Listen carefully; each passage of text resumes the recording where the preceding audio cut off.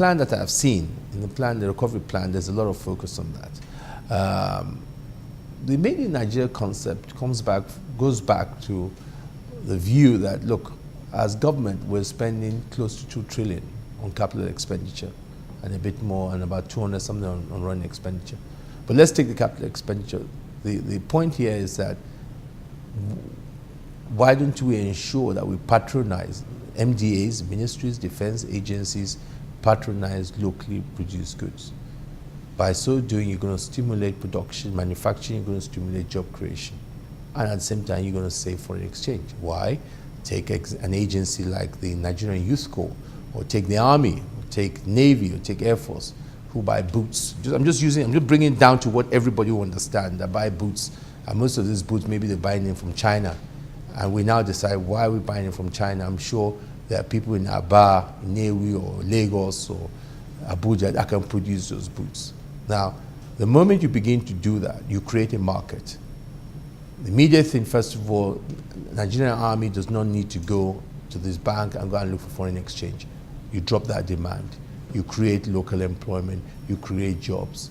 And that's the concept behind it. And you stimulate young guys who are looking for work, right from office equipment, stationery, to anything. And we're beginning to see it. The Nigerian Army last year, after we pushed this in the Senate, bought about 50,000 boots. If the Nigerian Army can do it, I don't see why Navy can't do it. I don't see why Air Force can't do it. I don't see why the Youth Corps can't do it. I don't see why Civil Defense can't do it. I don't see why police can't do it. We made an example here in the Senate. For example, some of the pilot cars we have in our convoy are Nigerian companies. A lot of vehicles are around, pickup vehicles that bank use, people use our pilot cars. Again, we can patronize local companies. So even if it's, I try and think about it, if it's 20% or even 30% of that 2 trillion, we can, that used to be zero before, is now spent by local companies are producing goods for, that would definitely bring an increase in the GDP within the economy. We passed that in the Senate last year. Clear law. The law says categorically, I can't remember the section, that MDAs must give first option, first resort to locally produced goods. So that's the law. We hope that House of Rep will concur on that law and President will sign that law. Once that law is signed by the President, I can assure you, I've already directed our committees, oversight functions. And this is where we're engaging with the public. I've opened a unit in my office where we're going out to the public, to people who produce things locally, and say, tell me, is anything you produce that you think you are being put aside in favor of an imported item? Let us know in the National Assembly, and we will play that oversight function to ensure. And Mr. President in his speech said that they're going to drive the agencies that, look, you must buy first option. Now, there are things that we cannot produce. I don't think we're going to do that overnight.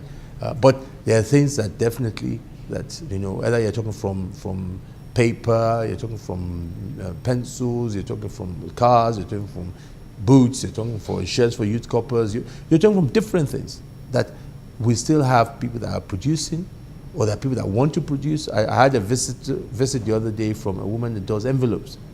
And she was complaining that she's going to ministries and nobody's buying hers. Instead, they prefer to buy imported from China. How bad can these ladies? So if we have that political will, don't get me wrong, it's not something that will happen, but this is how countries start. Even take America. Even as of last year, former President Obama was passing, either it was a policy or a law that said all people going to join the military must wear American boots. I mean, this is a country which is even developed, not to talk about ours here. So this is the kind of thing that leadership is about, and being able to provide that support. I know generally Nigerians, we're all skeptical, but this has never been done before. Nobody has thought about it. Nobody's putting the weight of the parliament behind it, plus the weight of the executive. Who is the person? Well, I can assure you, I don't see any agency that will be able to stand up and tell us that they're not going to do this once the president signs his law. And it's our responsibility to make sure that that law, nobody breaks it. And why we're engaging with the public is that because we don't know everything, but you can tell us. If you've gone to an MDA, you have bidded for something, you know your item meets standard, but they're just not being given, then it's our responsibility to step in and make sure. And I'm sure that if we work hard at that, we'll see definitely, we'll create jobs for a lot of young